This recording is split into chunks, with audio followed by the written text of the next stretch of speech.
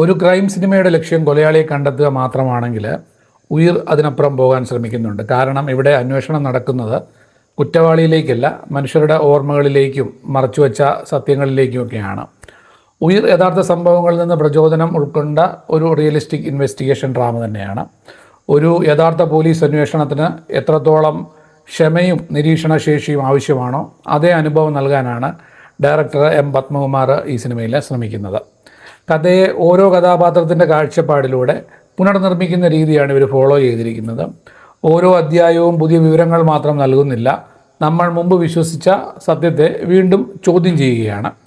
അന്വേഷണത്തിലെ ഏറ്റവും വലിയ ശത്രു എന്ന് പറയുന്നതും ഈ അപൂർണമായ മൊഴികളും തെറ്റായ ഓർമ്മകളുമാണെന്ന് സിനിമ സൂചിപ്പിക്കുന്നുണ്ട്. റോഷൻ മാത്യു നിയന്ത്രിത പ്രകടനത്തിലൂടെ അന്വേഷണ ഉദ്യോഗസ്ഥൻ്റെ മാനസിക സമ്മർദ്ദം വിശ്വസനീയമാക്കുന്നുണ്ട്. അതുപോലെ ബൈജു സന്തോഷ്, വിനീത് തട്ടിൽ, ശ്രുതി മേനോൻ, വിനോദ് സാഗർ റിയലിസ്റ്റിക് ആയിട്ടുള്ള ടോണിനെ പിന്തുണയ്ക്കുന്ന പ്രകടനങ്ങളാണ് നൽകുന്നത്. ആരും സിനിമാറ്റിക് ഹീറോയിസത്തിലേക്ക് പോകുന്നില്ല, അതും ചിത്രത്തിൻ്റെ വിശ്വാസ്യത വർദ്ധിപ്പിക്കുന്നുണ്ട്. സിനിമയുടെ ഏറ്റവും വലിയ പരിമിതി എന്ന് പറയുന്നത് അതിൻ്റെ ഈ പേസിംഗ് തന്നെയാണ്.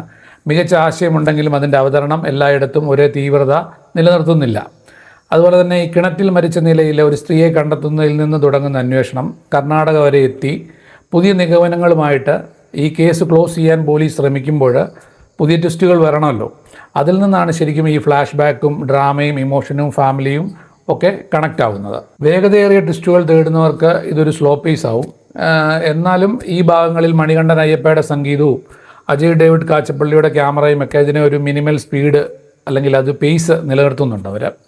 അതുപോലെ തന്നെ ഈ അന്വേഷണത്തിൻ്റെ മനഃശാസ്ത്രവും മനുഷ്യരുടെ ഓർമ്മകളും സത്യത്തെ എങ്ങനെ മാറ്റിമറിക്കുന്നു എന്ന് ശ്രദ്ധിച്ചാൽ ഒരുപക്ഷെ നാളെ ചർച്ച ചെയ്യപ്പെടാൻ സാധ്യതയുള്ള സിനിമ കൂടിയാണ്.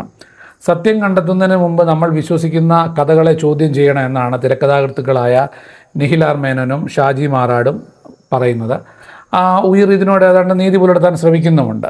പെർഫെക്റ്റ് അല്ലെങ്കിലും കണ്ടിരിക്കാവുന്ന സിനിമയാണ്.